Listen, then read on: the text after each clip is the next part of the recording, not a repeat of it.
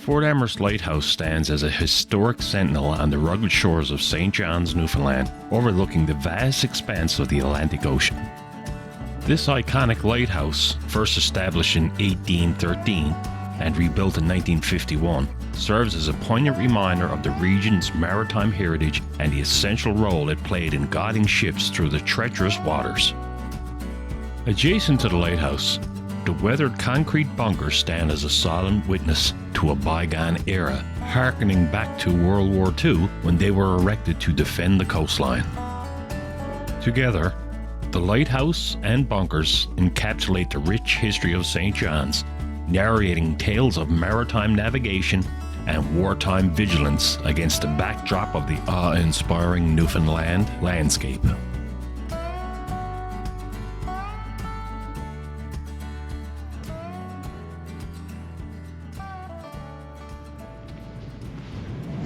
Well, I started out on the south side of the harbour, over at the battery, and the outer walking trail from Chain Rock out.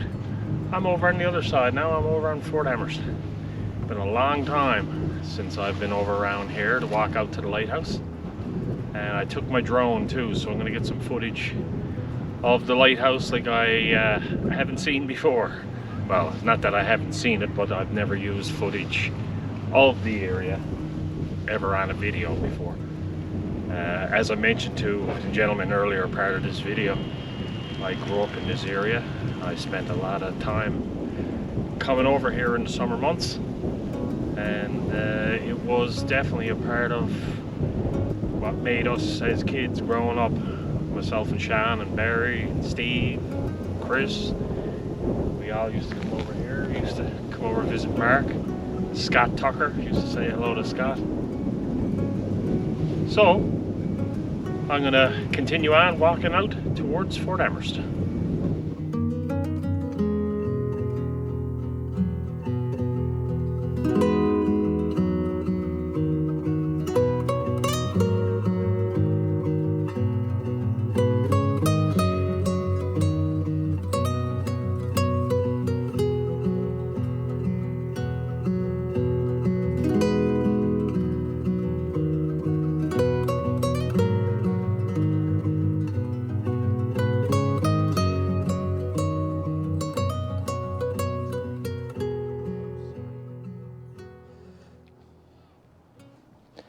Frederick's Cove and Frederick's Battery.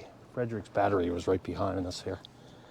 For nearly 200 years after the island of Newfoundland was discovered by John Cabot in 1497, England regarded Newfoundland as little more than a summer fishing station, a place for business and profit making.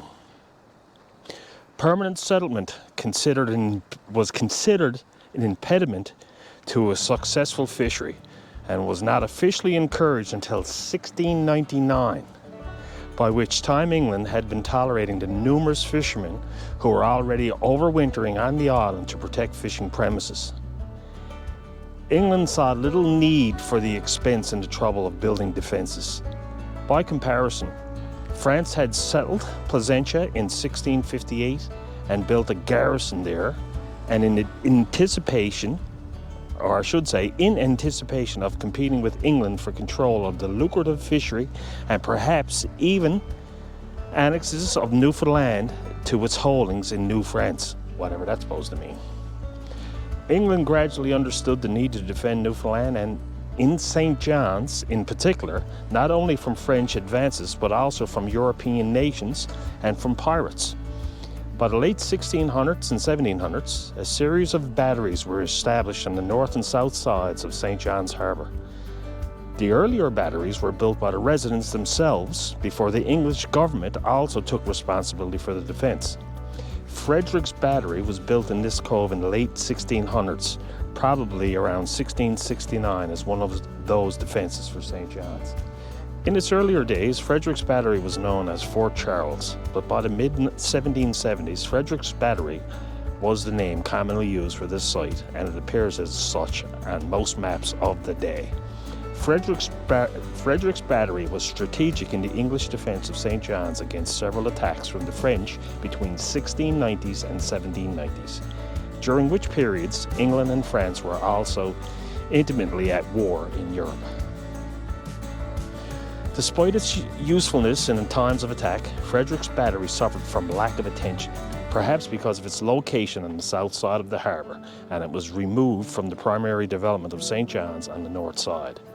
Its facilities often succumbed to disrepair, only to be restored whenever England felt threatened.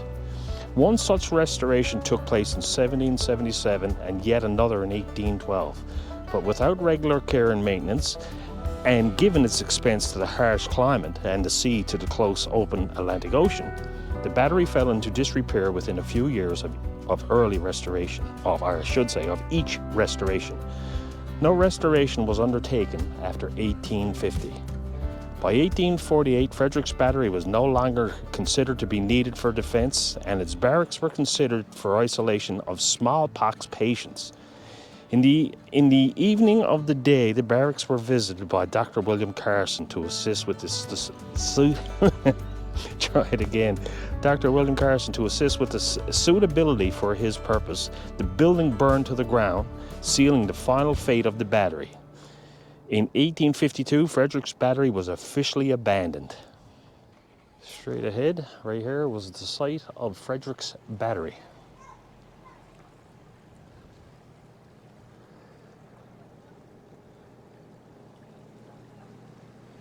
I guess at one time this was a busy spot for fishermen, probably of course before the Grand Concourse took it over here and did this to it and made it very nice here.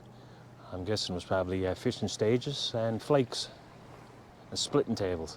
You can see where the boats used to not so much tie up, but they used to pull themselves in through different shackles all the way in through, and so they could pull themselves in like on a day like today where there's no wind.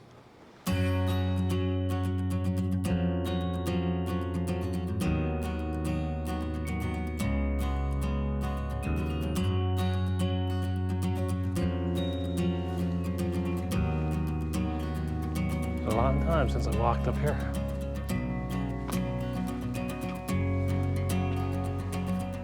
Notice on the camera there, these are old railway ties. Right here, holding up the steel cables. You can pick up the East Coast Trail from here. It starts over here.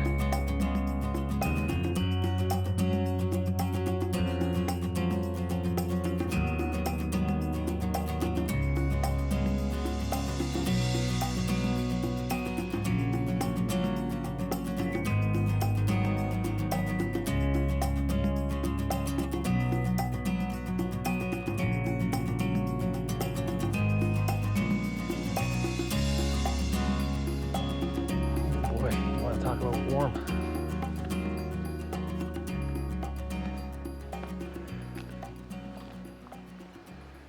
I look down here at the fort, which you will see momentarily. Graffiti.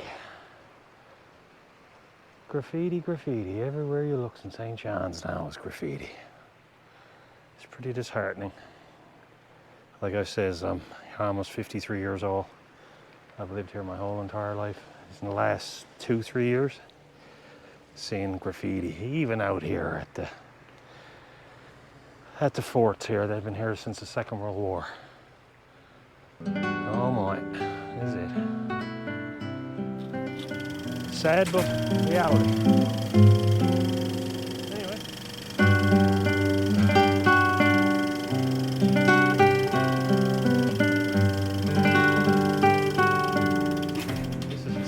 East Coast Trail here. Pretty swampy. Ooh, hopefully I don't fall down here. This is the start of the Deadman's Bay Path, East Coast Trail, Fort Amherst to Blackhead.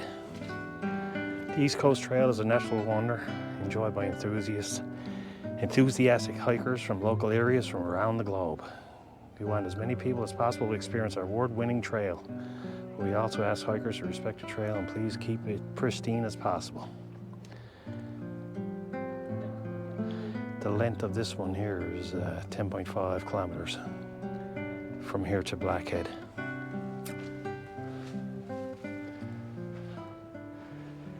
.9 kilometers, time 100 minutes. Deadman's Bay to Sugarloaf Trail Head. Chopper coming in over, gee, it dropped some low. That was a lot higher than that a moment ago. I gotta watch where I'm walking. This is a pure swamp. Coming in, heading for the airport.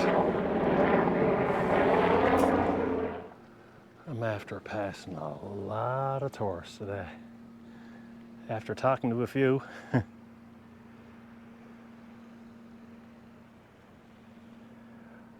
Boy, oh boy, how I remember this here.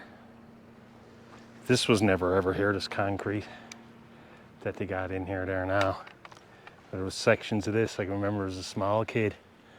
And maybe I'm wrong, maybe it was there because it looks like that railroad tie is down in the concrete. This is the area I'm thinking of. I can remember our uncle always used to say, now boys, stay in close here now. Be careful. This is the area I was thinking of right here. But they've since put chain link fence here.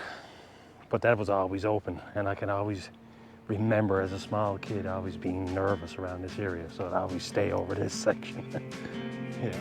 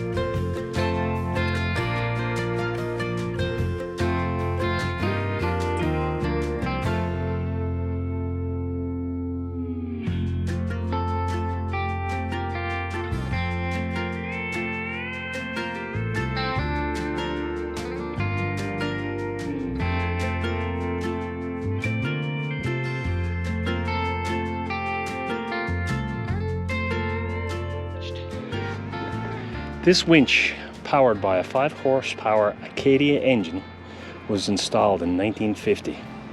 It operated on a steel cable with a pulley which ran down to a landing place near the water.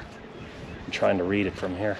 It hoisted the building materials for the existing lighthouse and the keepers' dwellings. Later, supplies brought over from St. John's by boat, such as coal, oil, food, etc., were hauled up to supply the lighthouse and the keepers' families. It replaced a tramway and trolley which used a manual winch. My God, all the materials for the lighthouse and the keepers' house was brought up by that winch. Wow. Kind of looking a little bit derelict there now. It always used to be painted up red.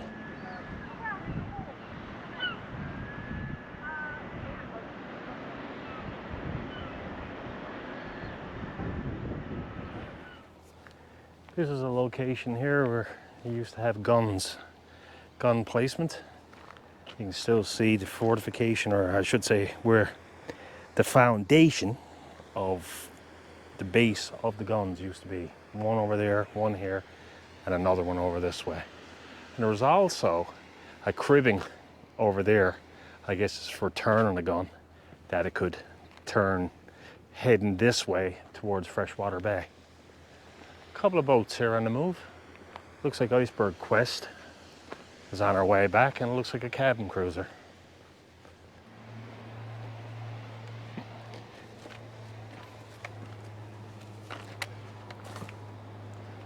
Boy, oh boy. Wild.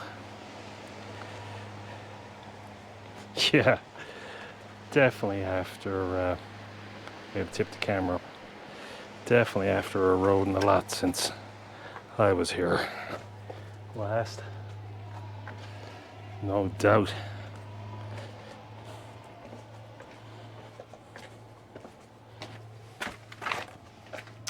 Holy shit, man. My understanding, they knocked all this in a few years ago. Knocked it all down. Yeah, talk about bringing back memories again. Me, talking about reminiscing. Yeah, just slightly. This was all enclosed when we used to come over here. Oh my God. This here, there was none of this. As you can see, this is where the ammunition storage used to be. That used to be down level. Like, it'd probably be this high. So this now is all concrete. Everything is all filled up since. I don't know when I was here last. 30 years ago? You know, all gone. Wow.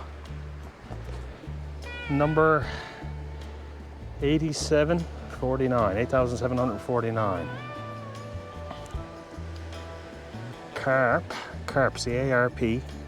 TRAV, Carp Trav, QF 47 serial number on it, stamped into the top of the gun. Can't tell you what it is. I thought that might have gave me the indication, but this was the same type that was over at the battery across.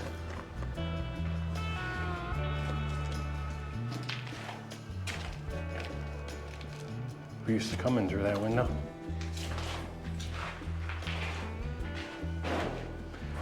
The GoPro, the light is showing up really well. It's actually a little darker than that. But the GoPro has got it a lot brighter.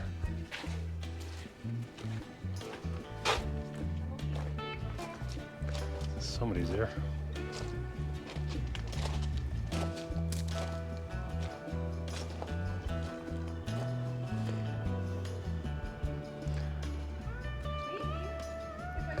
Hi.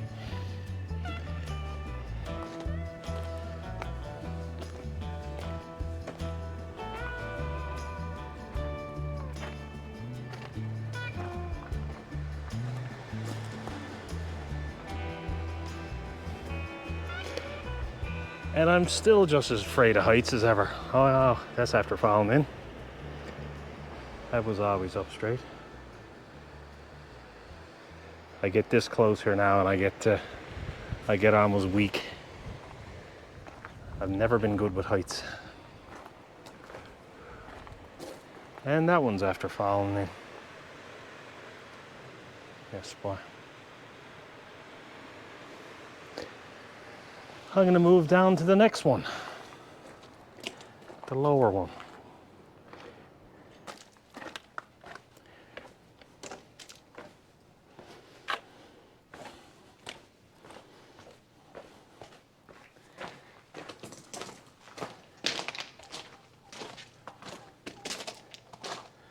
Oh, steel beams used to be up there.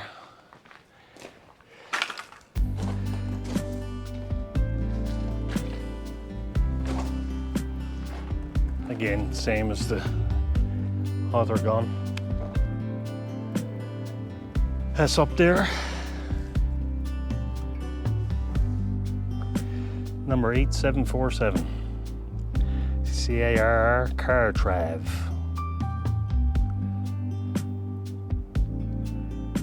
Oh, that's an interesting, I'm gonna take a picture of that and I'll have it as a cutaway from the video.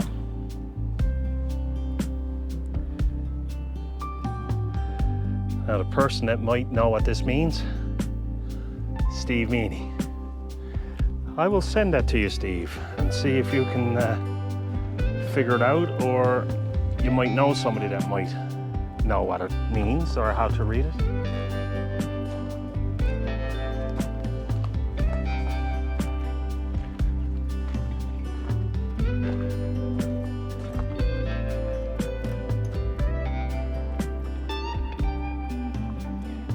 cabin crews are up there working its way out again. See people there that just passed me, just heading out the road there.